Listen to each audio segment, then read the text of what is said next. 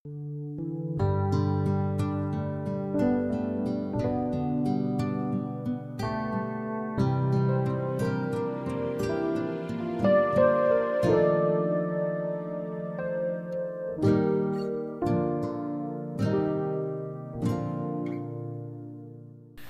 bom conhecer a cada um de vocês, foi bom partilhar aqui com a igreja um pouco da palavra de Deus. Foi bom ver o que Deus tem feito aqui nesta igreja. E volto assim para São José dos Campos muito encorajado pelo que vimos, pelo que ouvimos. Agradeço a Deus a oportunidade de ter vindo até aqui pregar a sua palavra. Lembram-se vocês, estou usando nas nossas palavras aqui, a cada noite uma dupla, não é isso? Com a finalidade de tentar ilustrar, através dessas vidas, o conceito de justificação em Cristo, um conceito vital da fé cristã. Nós falamos na sexta-feira de Caim e Abel. Assim, dois irmãos dentro do tronco mais amplo da humanidade. Ontem, dentro do tronco da linhagem abrâmica, nós falamos de Esaú e Jacó. Hoje nós não vamos falar de dois irmãos, pelo menos não irmãos de sangue, embora fizessem parte de um mesmo corpo. Dois nomes dentro do corpo de 12 apóstolos de Jesus Cristo. Os nomes de Pedro e Judas são nomes conhecidos de todos nós. Um fato interessante nas listas dos apóstolos, todas as vezes que os 12 são mencionados, você vai ver algumas características que não variam. Dentre essas características invariáveis, todas as vezes que a lista dos 12 aparece, é que o primeiro nome é sempre o nome de Pedro, invariavelmente. E o último nome da lista também, invariavelmente, é o nome de Judas. Uma outra, assim, curiosidade acerca desses dois homens é que aquela semana que nós chamamos Semana da Paixão, que é a semana da morte, da crucificação, sepultamento e ressurreição de Jesus Cristo, diga-se de passagem, a semana assim, mais crucial da história do cristianismo. Estes dois homens experimentaram ali momentos muito marcantes na vida deles. Tanto Pedro quanto Judas tiveram momentos muito marcantes na Semana da Paixão. Os evangelistas gastam muito tempo, muito espaço para descrever a Semana da Paixão.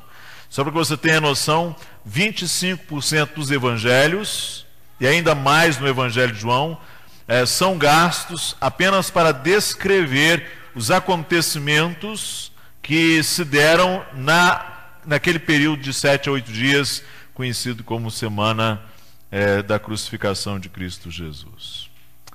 Vamos ler Mateus capítulo 26.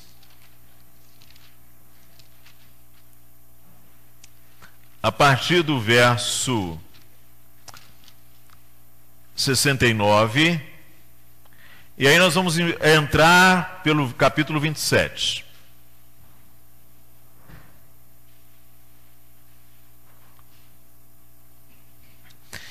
Mateus capítulo 26, a partir do verso 69.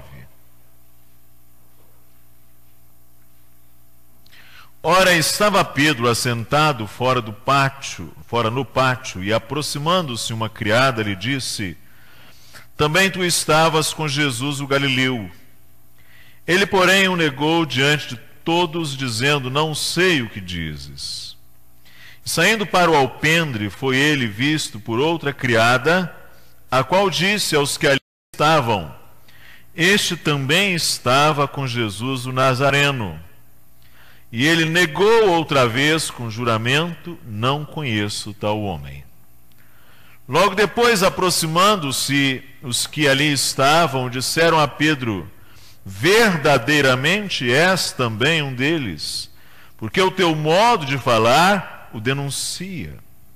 Então começou ele a praguejar e a jurar: não conheço esse homem.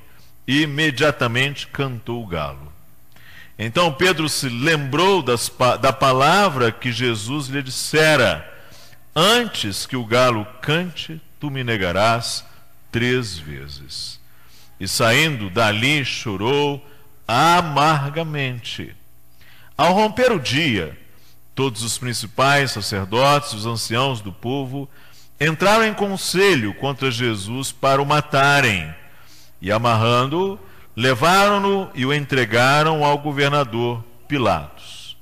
Então Judas, o que o traiu, vendo que Jesus fora condenado, tocado de remorso, devolveu as 30 moedas de prata aos principais sacerdotes e aos anciãos, dizendo: pequei, traindo sangue inocente. Eles, porém, responderam: que nos importa?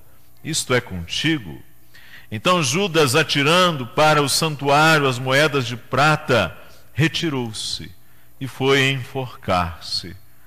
E os principais sacerdotes, tomando as moedas, disseram: não é lícito deitá-las no cofre das ofertas, porque é preço de sangue. E tendo deliberado, compraram com elas o campo do oleiro para cemitério de forasteiros. Por isso aquele campo tem sido chamado até o dia de hoje Campo de Sangue, ou Acéldama. Então se cumpriu o que foi dito por intermédio do profeta Jeremias. Tomaram as 30 moedas de prata, preço em que foi estimado aquele a quem alguns dos filhos de Israel avaliaram, e as deram pelo campo do oleiro, assim como me ordenou o Senhor. Esses 2 homens, Pedro e Judas, acompanharam o Senhor Jesus Cristo em seu ministério. Ambos partilharam da companhia, da confiança, do contato íntimo com Jesus Cristo. Ambos foram chamados por Cristo para compor aquele colégio de apóstolos. Ambos também decidiram voluntariamente seguir o Senhor. Eles ouviram os sermões de Jesus, os 3 grandes sermões, o Sermão do Monte, por exemplo. Eles viram os milagres de Jesus. Eles viram a ressurreição de Lázaro. Eles viram o multiplicar dos pães. Eles foram ao templo com Jesus. Eles viram o ministério de Jesus lá na Galileia, junto ao mar.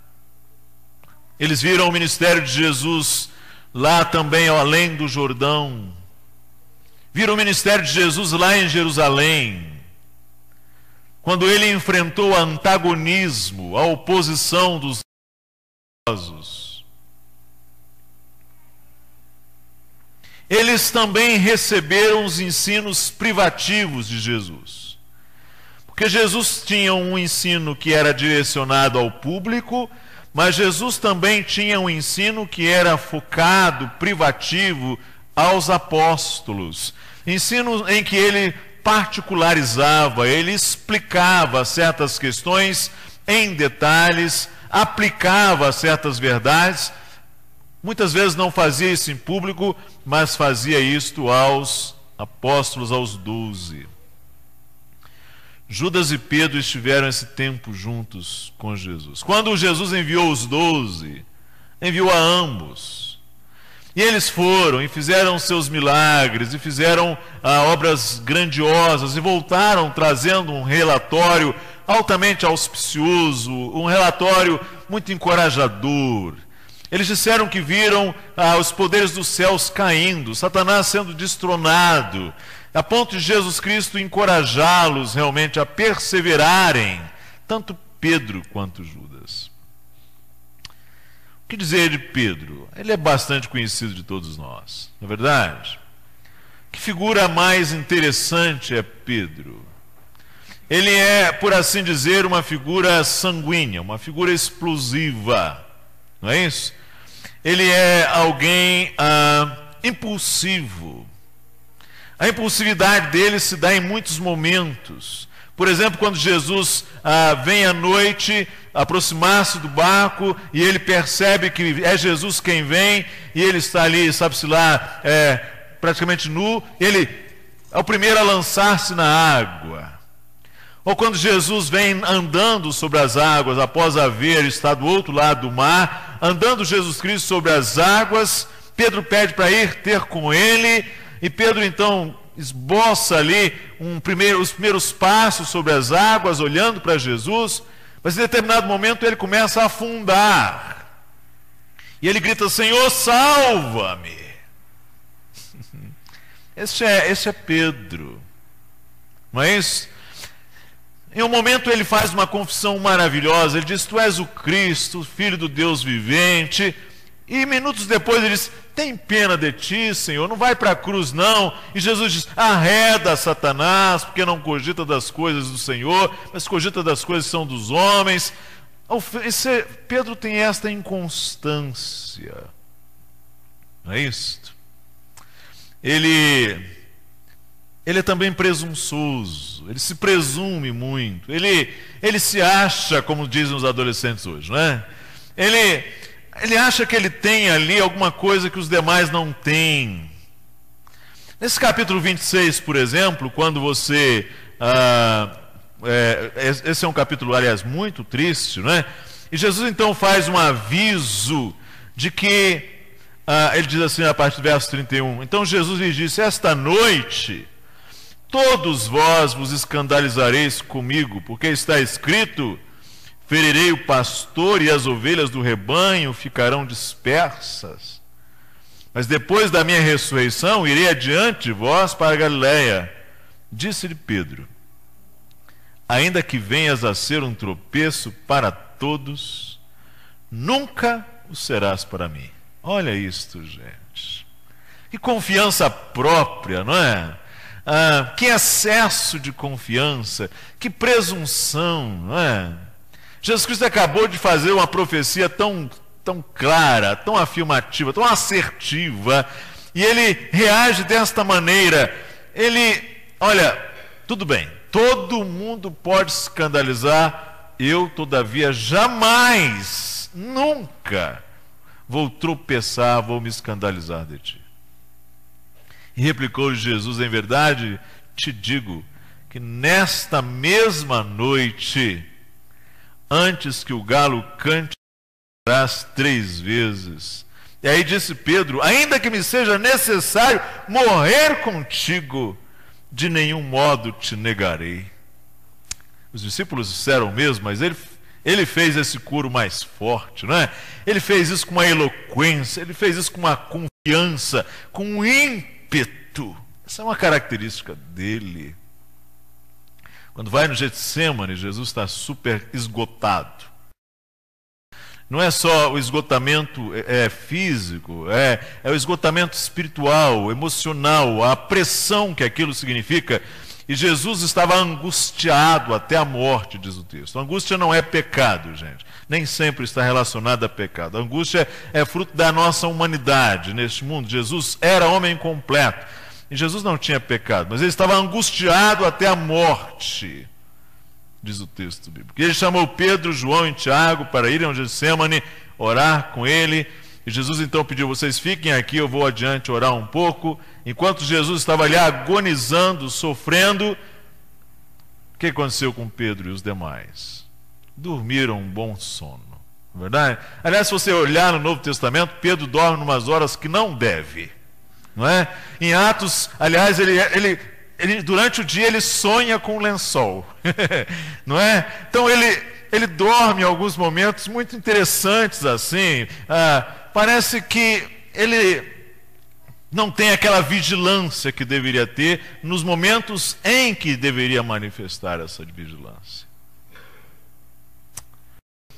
A experiência de Pedro ali no Getsêmani, quando chegam os chegam aqueles guardas da casa de Caifás para prenderem Jesus Cristo, depois que Judas já havia ali identificado a quem eles deveriam prender, vêm os guardas em direção a Jesus com os seus instrumentos ali para prenderem o Cristo, e Pedro acorda de repente, quando vê aquela gente vindo para Jesus Cristo, o que ele faz? Ele apanha a espada e tenta matar o servo do sumo sacerdote, e Deus foi bom com ele, porque no máximo que aconteceu foi tirar a orelha, não é, do servo do sacerdote, porque senão Pedro teria sido naquele momento um homicida fruto do seu ímpeto, fruto da sua impulsividade, porque Pedro era impulsivo.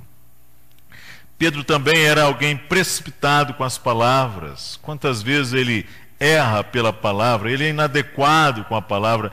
O que não se pode dizer é o seguinte: Pedro é quase sempre alguém autêntico, mas autenticidade não significa que a pessoa age sempre certo, não é verdade? Pedro então tem ali problemas, pecados. E o momento mais terrível é este aqui, penso eu. Jesus Cristo está na casa de Anás, passou a noite inteira acordado, já é ali, é bem noite, não sabemos exatamente que horas, e ele é levado para a casa do sacerdote, para ser julgado, para ser examinado, para apresentarem falsas testemunhas contra ele. E Pedro, diz o texto que Pedro ia seguindo Jesus de longe, sabe? Pedro é aquela pessoa, um momento ele tem assim aquela ousadia, aquele heroísmo, e depois ele tem essa atitude assim reticente, medrosa, seguindo a Jesus de longe, observando Jesus à distância. Ele está entre o heroísmo, a coragem absoluta e a negação absoluta. Ele está no meio termo ali, seguindo Jesus de longe. Aí Jesus é levado à casa do sumo sacerdote e acontece esse episódio da negação de Pedro. Eu quero que você entenda o seguinte: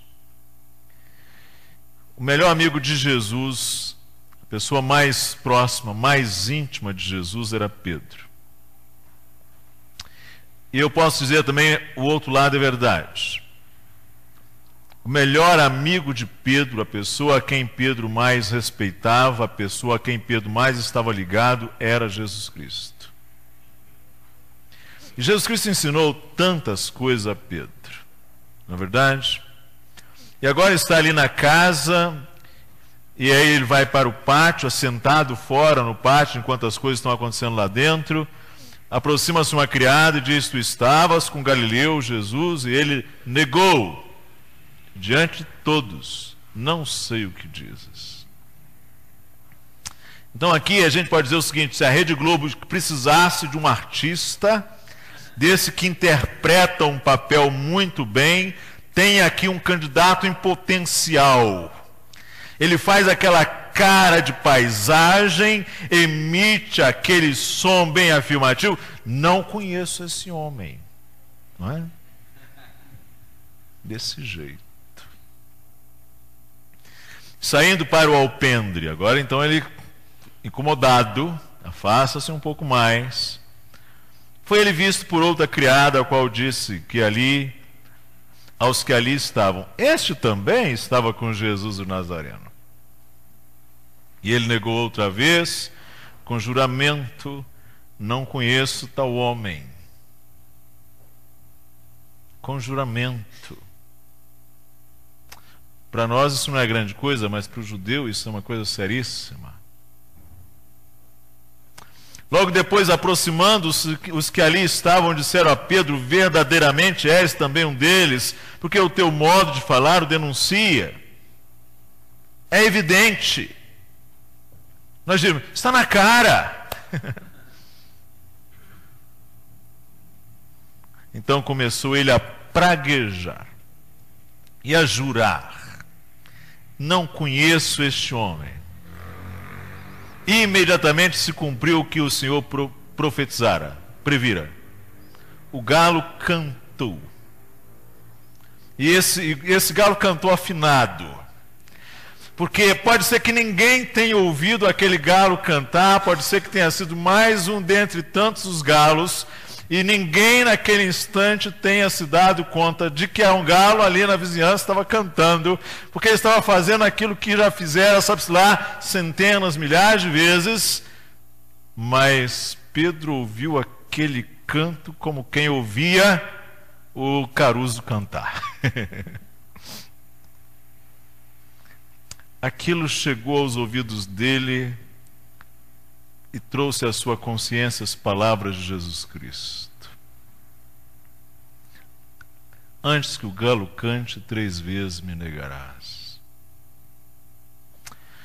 É interessante que o texto aqui de Mateus não diz, mas o outro evangelista diz que neste momento em que Pedro negou pela 3ª vez e o galo cantou, Jesus lá de dentro olhou para Pedro. Não sei se você já atentou para esse detalhe.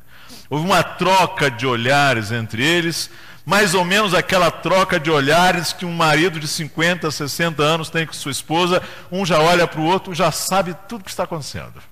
Não é verdade? Tamanha afinidade, tamanha a linguagem não verbal, mas imensamente comunicativa, afirmativa que se faz nessa troca de olhares. Não é? Como a mãe que olha o olhar do filho já sabe, eu sei o que está acontecendo com ele. Pedro e Jesus trocaram seus olhares e tudo estava claro naquele instante. Tudo. E Pedro foi tomado daquela vergonha, daquele senso de desonra, daquele senso de indignidade, aquele senso de perversidade, de falta de coragem, esse espírito recalcitrante, esse espírito inconstante que era Pedro. Lembrou-se das palavras de Jesus: antes que o galo cante, tu me negarás 3 vezes. E saindo dali, chorou amargamente. Eu gosto desse advérbio aqui, esse advérbio de modo. Pedro chorou amargamente. Porque não é aquele choro, gente, comum, aquele choro que se faz eventualmente numa circunstância em que não se tem controle. Aqui é muito mais, aqui é de uma seriedade, aqui é um choro amargo, um choro sentido, um choro envergonhado, um choro absolutamente sentido, autêntico. Não tem nada de lágrimas de crocodilo aqui.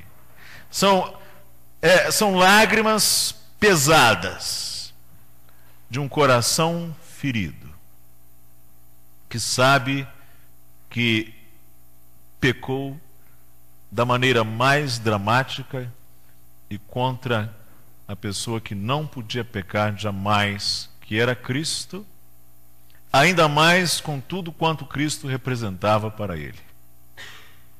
Um dia ele disse para Jesus Cristo assim, quando naquele momento da impopularidade de Jesus, que seguiu-se a multiplicação dos pães, não é? Porque na multiplicação dos pães eles queriam eleger Jesus rei. E logo depois que eles vieram pedir pão novamente, Jesus falou: mas eu sou o pão da vida. Aí eles não gostaram disso e começaram a deixar Jesus Cristo, até os discípulos. O texto de João diz que até os próprios irmãos de Jesus não criam nele, todos queriam ir embora. E aí Jesus vira-se para os 12 e fala assim: não quereis vós também retirar-vos? E aí Pedro disse: Senhor, para quem iremos nós? Só tu tens a eterna. Pedro sabia disso tudo. E agora, esse momento tão melancólico, tão triste, tão perverso, tão indigno, Esse é Pedro. Chorou amargamente. Mas uma coisa aconteceu, gente. Jesus, apesar desse Pedro, amava Pedro. E a gente vai ver lá também, a gente vai ver lá no último capítulo do Evangelho de João, quando depois de ressuscitado, Jesus marca um encontro com Pedro, um encontro privativo, que nós não sabemos, aliás, tudo quanto aconteceu, nós só sabemos uma parte. Naquele encontro, Jesus e Pedro acertam suas contas. E Jesus pergunta a Pedro 3 vezes: Pedro, você me ama? Simão, filho de João, Simão, filho de Jonas, tu me amas? E essas perguntas consultaram a realidade de Pedro. E a realidade de Pedro era: Pedro amava Jesus Cristo. A ponto de Jesus dizer: eu confio em você, apacenta as minhas ovelhas. Que coisa fantástica. Apacenta os meus cordeirinhos.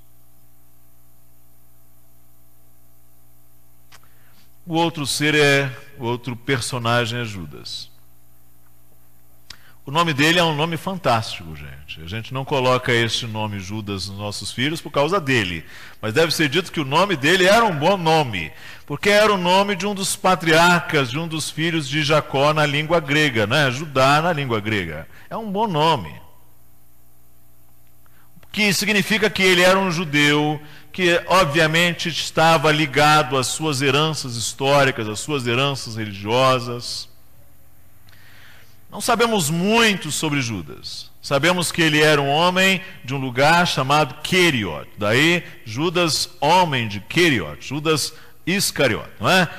Sabemos também um pouco do seu pai.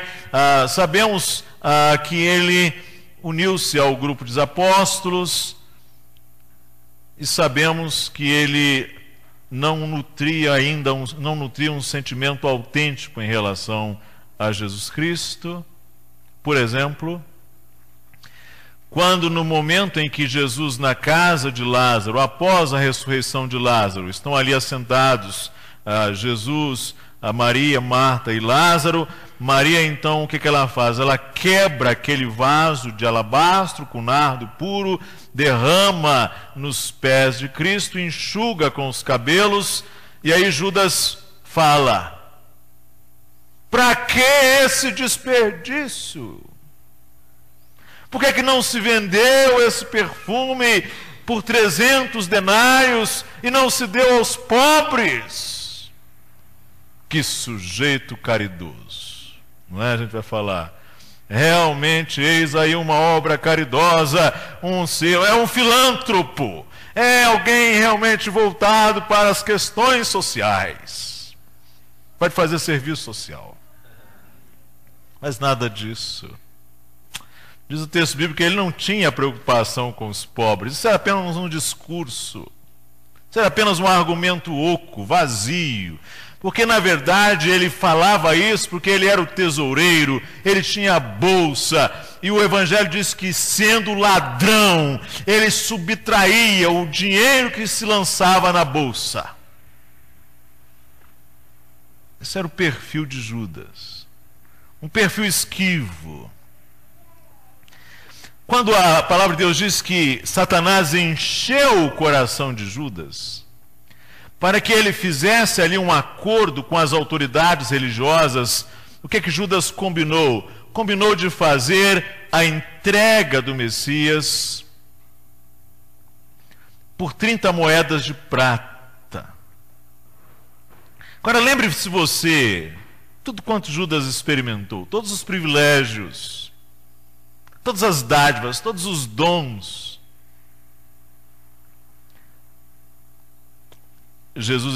Judas então faz ali o seu acordo com as autoridades religiosas. E ele vai ao Getsêmani. E olha que coisa terrível.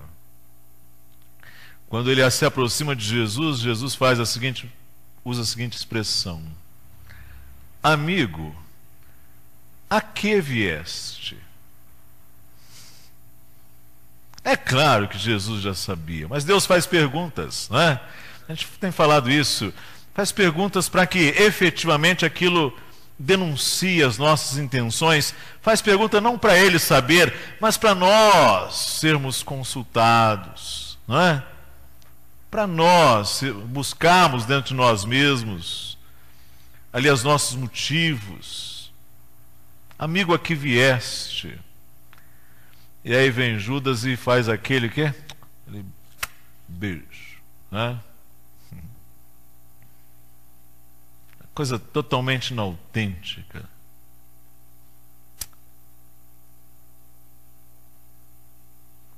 Eles prendem Jesus Cristo e o levam preso à casa de Anás. Acontece o episódio da negação de Pedro. O dia amanhece. Os sacerdotes então tomaram conselho, vão matar Jesus Cristo, vão agora entregar a Pilatos para que execute a pena, não é? E aí diz o texto, então, Judas, que o traiu, vendo que Jesus fora condenado, tocado de remorso, devolveu as 30 moedas de prata aos principais sacerdotes e aos anciãos. Quero que você perceba que o texto bíblico diz que ele realmente não apenas sentiu remorsos, mas que ele foi capaz de tomar essa atitude, de ir lá e devolver aquele dinheiro, não pouco dinheiro, diga-se de passagem, devolver aos principais sacerdotes e anciãos. E mais, ele ainda disse ali numa confissão pública, num reconhecimento público: pequei. Você está entendendo isso? Ele está dizendo assim: olha, dei uma vacilada. Não está dizendo. Olha, escorreguei, infelizmente tive um momento infeliz, não é? Nós às vezes quando queremos dar assim uma impressão melhor a nosso respeito, a gente sai com uma dessas, né? A gente tenta ali dar uma maquiada, né? Naquilo que é a realidade. Mas Judas não, observe, ele diz: pequei. Palavra que Davi disse diante de Natã: pequei. Palavra que o pródigo intencionou dizer ao seu pai quando voltasse para casa: pai, pequei contra o céu e perante ti, já não sou digno de ser chamado teu filho. Judas disse isto: pequei. Disse mais: pequei, o meu pecado foi este: trair sangue inocente.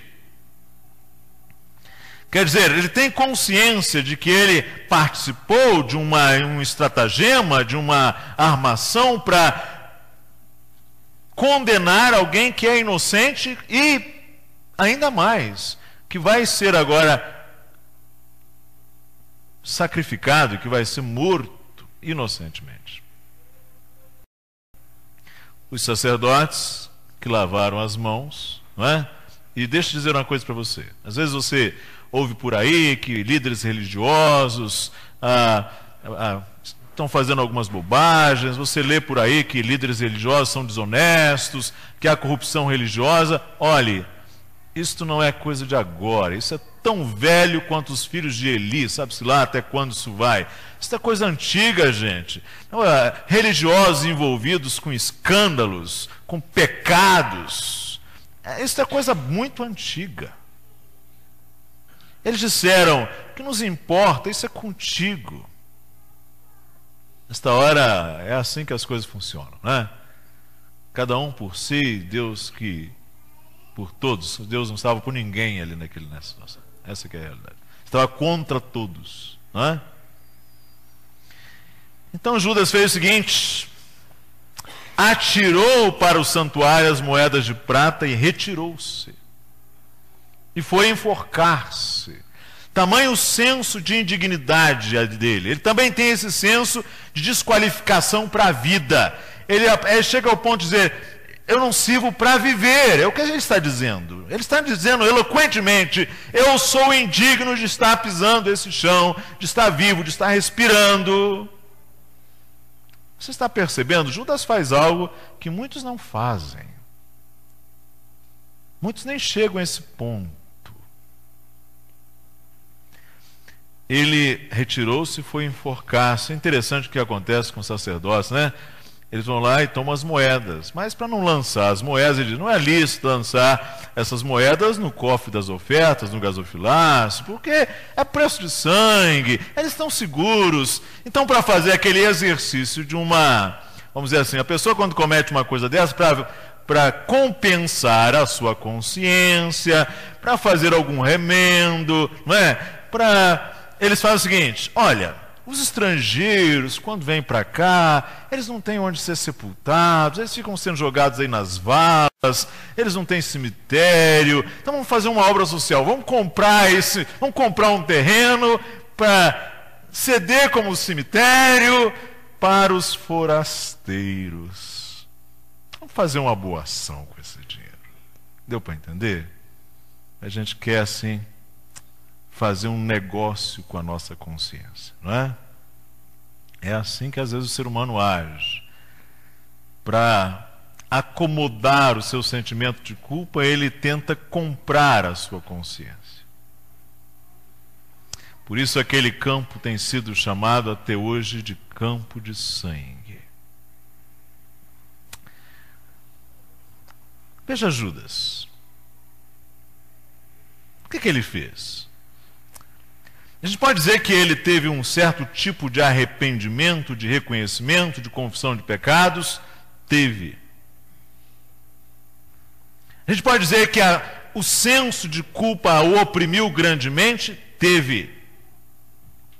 Ele foi tomado pelo sentimento de culpa, tal como Pedro foi tomado. Ele sentiu a sua indignidade? Sentiu. Mas há um detalhe com Judas. Ele não repara o seu pecado junto a Cristo. Ele não vai a Cristo retratar-se. Ele nem dá um passo nessa direção. E mais, ele não vai a Deus em renúncia do seu pecado. Você está entendendo isso? Ele não se aproxima de Cristo e do Senhor para acertar as suas condições, não.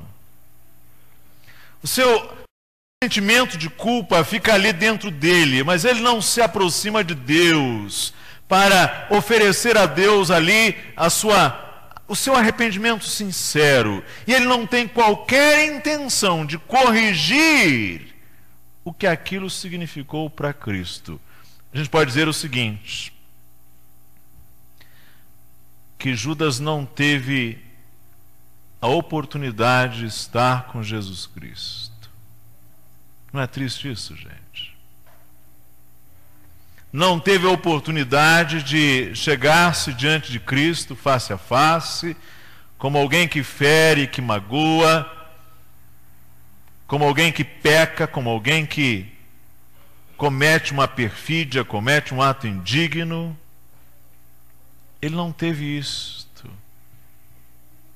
Ele não teve isto. Foi enforcar-se. E quando ele provavelmente jogou-se dali daquela árvore, com a corda ao pescoço, e espedaçou-se lá, naquele despenhadeiro, sabe-se lá em que circunstâncias, a gente pode dizer o seguinte: o que matou Judas não foi aquela corda. Foi uma coisa que está muito mais profunda. É o seu orgulho. A sua incapacidade de chegar diante de Deus, diante de Cristo, e fazer a renúncia do seu pecado formalmente, a ponto de que o arrependimento não apenas ferisse ali a sua consciência, mas reparasse a sua relação com Deus. Gente querer morrer, na Bíblia a gente tem muitos. Moisés, por exemplo, chegou um momento, aliás, Moisés, um servo do Senhor, fidelíssimo, chegou um momento em que o povo era simplesmente tão pesada para ele a tarefa, o povo era tão difícil, que Moisés chegou para Deus e falou assim: Senhor, é melhor morrer do que viver. Tira a minha vida. Ou, em outro lugar, ele falou ainda assim para o Senhor: olha, estou cansado. Também Elias chegou o momento que ele quis morrer. Até Jonas, por um motivo banal, porque a lagarta comeu a boboreira. Jonas falou: melhor me é viver, melhor morrer do que viver. Até Jonas chegou a esse ponto. Mas todos esses homens entenderam que quem pode tirar a vida é Deus. Eles entenderam o direito deles de até sentir o desejo de morrer, mas não tomaram para si esse direito que apenas Deus tem de pôr fim à sua vida. Quem tira o soldado do posto não é o próprio soldado, é o superior do soldado. Os crentes entenderam isto, mas Judas não. Porque na verdade o que está em questão aqui em Judas é o seguinte: ele não quer submeter a vida dele ao controle de Deus. O arrependimento dele em momento algum fez com que ele deixasse Deus governar a vida dele. Ao contrário, quem governa a vida dele do início ao fim é ele mesmo, é o seu ego. É o ego que o leva lá para a forca. Ele tem culpa, mas ele não destrona o seu orgulho e o seu ego.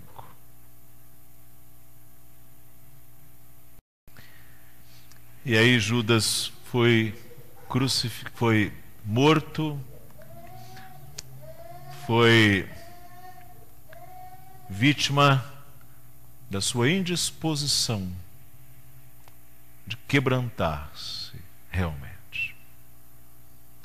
Porque é possível a pessoa ter um senso de pecado, é possível a pessoa ter um senso de culpa, é possível a pessoa até perder a saúde pela culpa, é possível a pessoa definhar, aliás, eu digo mais, é possível a pessoa morrer por causa de uma culpa, mas não resolver o seu problema diante de Deus. Manter-se ali até o final.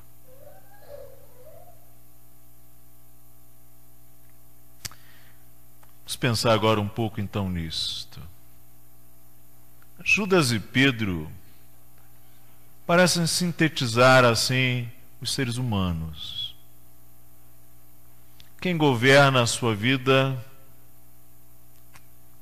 é o Senhor ou você mesmo?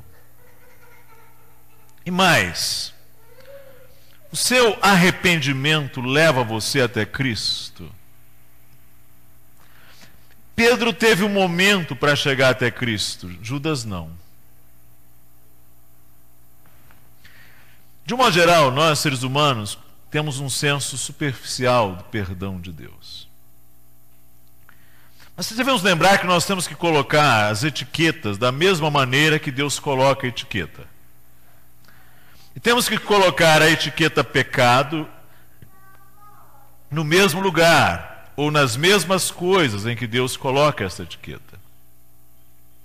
E um problema bem grave é que nós começamos a seguir as nossas próprias estimativas a respeito do pecado e não as estimativas de Deus.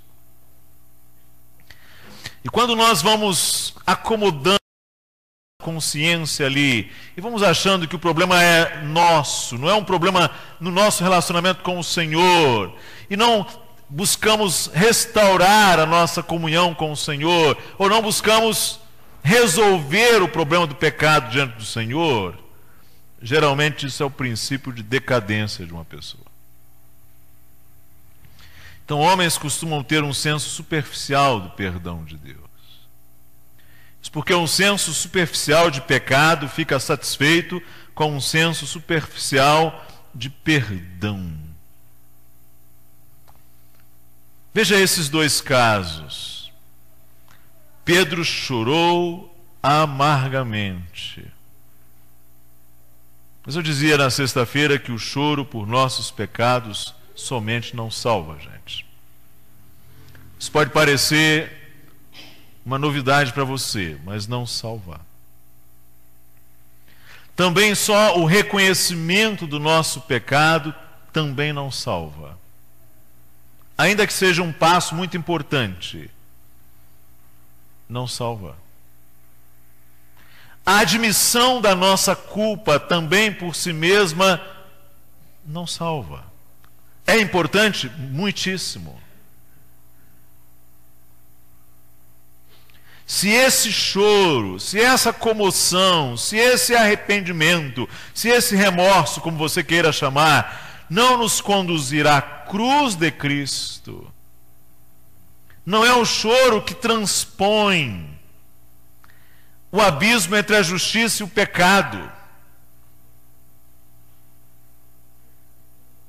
Não é o seu sentir que transpõe esse abismo. Nem é o esforço humano. Nem qualquer obra humana. Porque o nosso arrependimento deve nos conduzir a Cristo Jesus.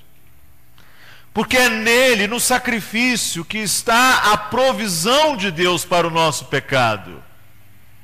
Que adianta você morrer convicto dos seus pecados? Que adianta você morrer consciente dos seus erros diante do Senhor?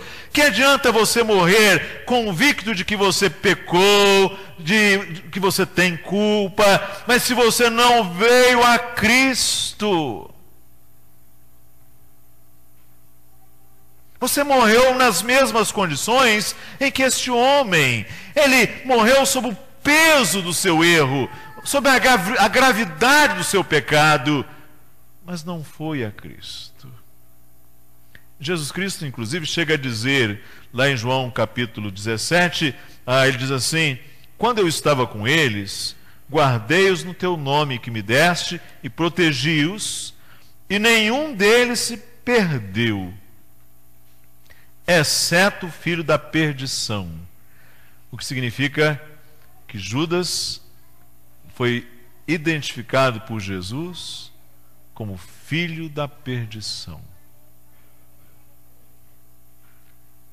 Significa que você, quando chegar lá no céu, não procure por Judas, porque ele não está lá. Ele não está. Ele é filho da perdição, diz o Senhor Jesus Cristo. Ele se perdeu. Porque nós precisamos resolver o nosso pecado, não do nosso jeito, não com os nossos reparos, não com as nossas medidas drásticas. Elas podem até ter seu lugar em determinadas circunstâncias. Nós precisamos resolver os nossos pecados naquele que Deus providenciou para resolver isto, Jesus Cristo. O lugar para você resolver a sua situação com Deus é na cruz de Cristo. É ali, junto dele, com ele. Porque a cruz de Cristo, o sacrifício de Jesus, vamos lembrar algumas coisas. A morte de Cristo foi uma morte sacrificial. Alguns dizem assim: nós somos salvos pela morte, nós não somos salvos pela morte de Cristo, mas pela vida de Cristo. Alguns dizem isso. O que essas pessoas estão fazendo é exaltar o exemplo de Cristo e negar o seu sacrifício expiatório. O sacrifício de Cristo foi mais do que a morte de um mártir. Um homem pode se tornar mártir por uma causa grande, uma causa nobre, legar-nos um exemplo digno, mas o seu sacrifício não faria expiação pelo pecado. A morte de Cristo é muito mais profunda do que um mero martírio. Para nós entendermos o sacrifício de Cristo, nós precisamos entender o sacrifício do Antigo Testamento. Eles eram sacrifícios pelo pecado. Também a morte de Cristo foi um sacrifício pelo pecado. O escritor aos Hebreus diz: mas este, havendo oferecido um único sacrifício pelos pecados, está assentado para sempre à destra de Deus. A morte de Jesus Cristo foi uma morte sacrificial, porque foi um sacrifício pelo pecado. Em segundo lugar, ela foi uma morte expiatória. Isso pressupõe a ideia de culpa. Ou seja, Cristo sofreu a penalidade do pecado, cumpriu a lei, satisfez a justiça, assegurou a remissão. Os ritos do Antigo Testamento, os ritos sacrificiais do Antigo Testamento, mostram como o castigo era executado e proclamados ali a remissão e o perdão. No livro de Levítico nós temos o seguinte, que era assim que se fazia: o sacerdote apanhava a vítima, apanhava o sacrifício, o cordeiro, colocava a sua mão sobre a cabeça do holocausto, para que seja aceito por ele para a sua expiação.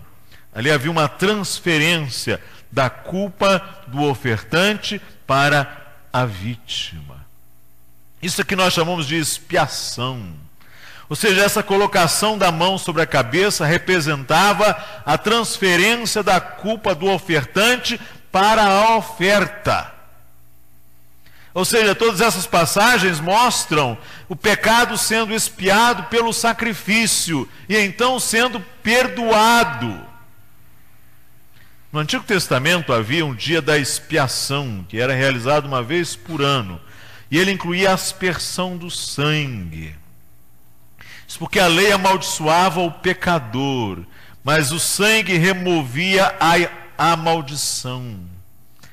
Por isso que o escritor ao Levítico diz, é o sangue que fará expiação pela alma.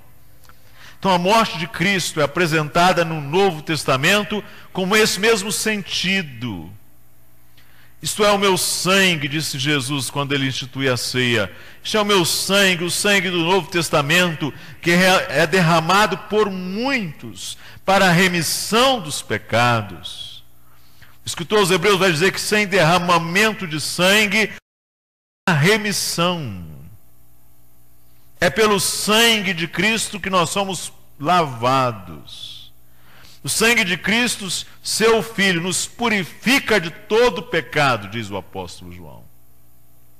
Então a morte de Cristo, ela é, em segundo lugar, expiatória.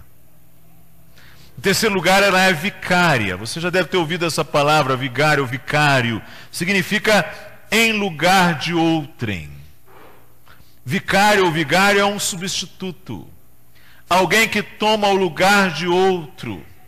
E assim como no sacrifício do Antigo Testamento há uma transferência da culpa para a vítima, isto mostra que a nossa culpa é lançada sobre Jesus. E a justiça de Cristo é lançada em nossa conta. Daí a vítima do sacrifício ser denominada de oferta pelo pecado, indicando a essência do pecado.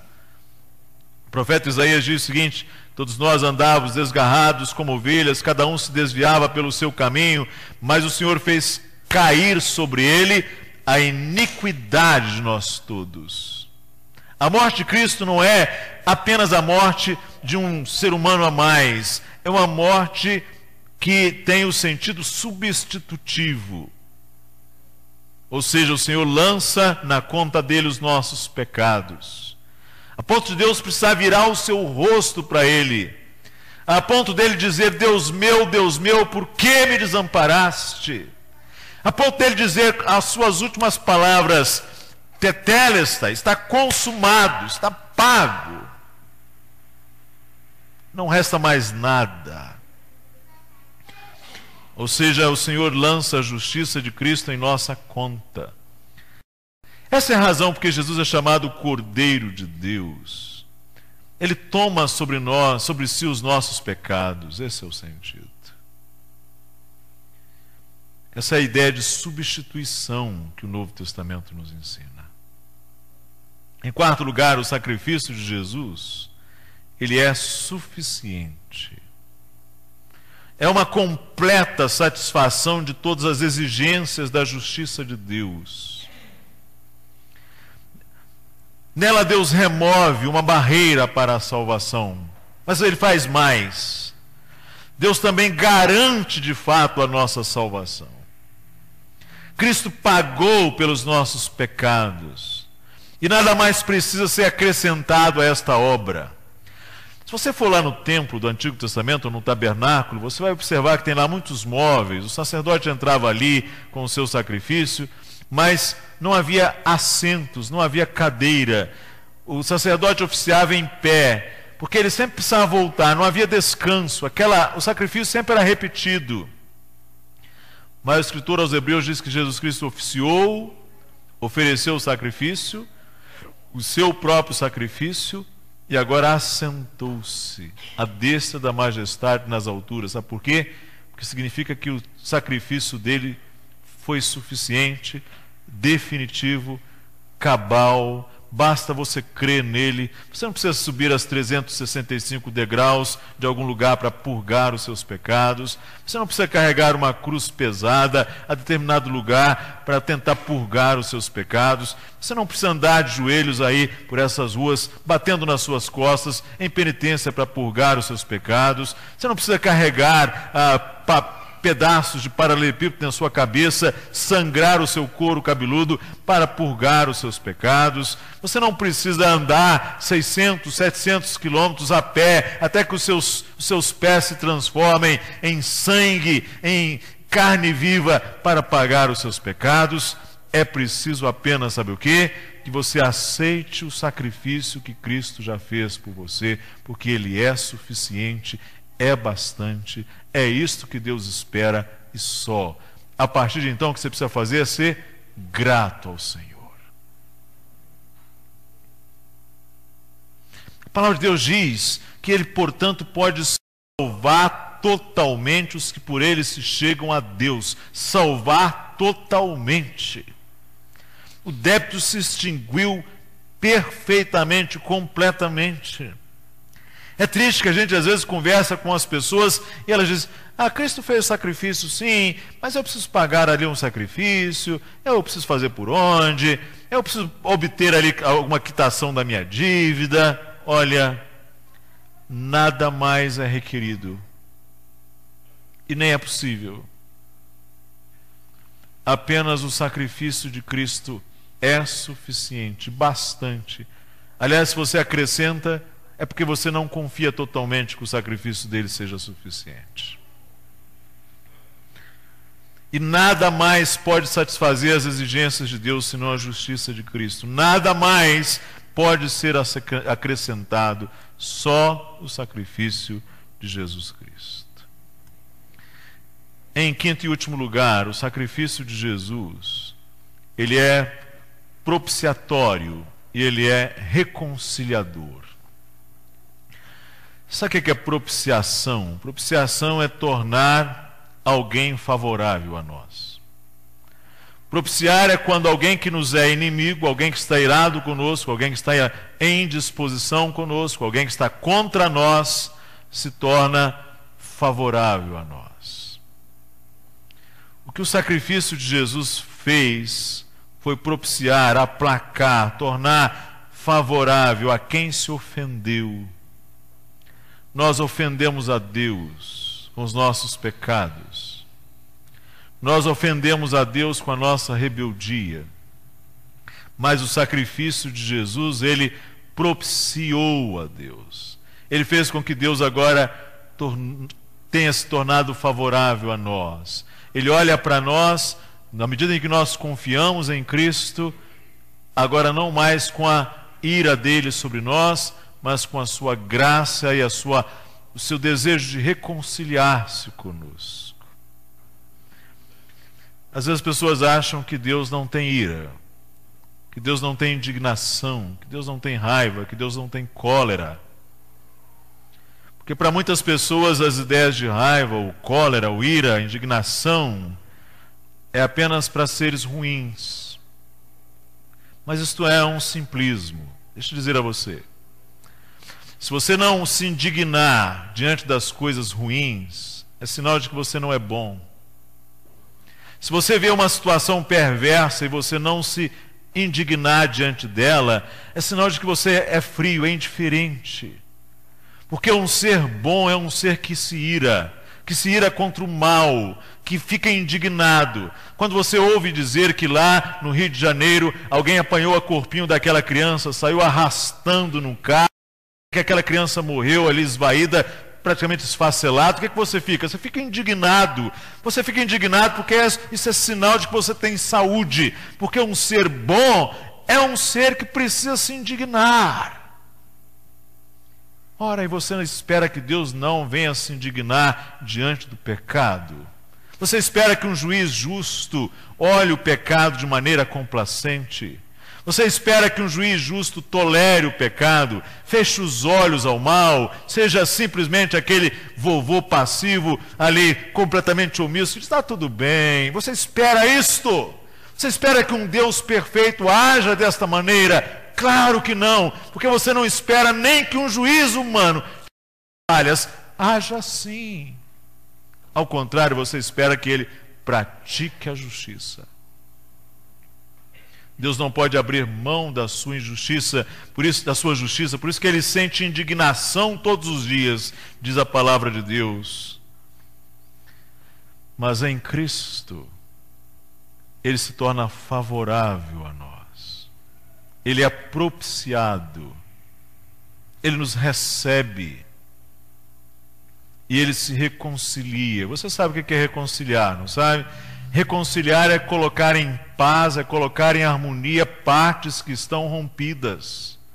A palavra de Deus diz que o homem está rompido com Deus por causa do seu pecado, mas a morte de Cristo nos reconcilia com Deus. Aliás, o apóstolo Paulo diz assim: rogamo-vos, pois, da parte de Cristo, que vos reconcilieis com Deus. Então o sacrifício de Jesus, ele nos reconcilia com Deus. Melhor dizendo, ele reconcilia Deus conosco. Em primeiro lugar, é isso que ele faz. Você quer resolver o seu problema diante de Deus? Você não vá pelo caminho de Judas. Você pode ter até um arrependimento sincero, mas se você não for a Cristo, o seu problema não será resolvido. Você quer ver o seu problema resolvido diante de Deus? Você faça como Pedro. Você vai estar com Jesus Cristo. Quando ele disser assim: manda os 12, manda irem à frente, a Galileia, e avisa também a Pedro. Pedro foi. Porque é preciso estar com Jesus Cristo. Eu quero convidar você, seja quem for, a vir a Cristo e resolver ali na cruz, na providência de Deus para os seus pecados, o seu problema com Deus, seja ele qual for, você venha ao Senhor, venha a Cristo, em arrependimento, enfrente-se com Cristo, coloque a sua mão sobre a cabeça do Cordeiro e creia: os meus pecados Cristo levou. Isto é suficiente, basta, eu creio nele. E a palavra de Deus diz que isto é bastante. Que o Senhor diz que você é bem-vindo à casa dele, à comunhão com ele, que nós passamos a ser filhos de Deus mediante a fé em Cristo Jesus.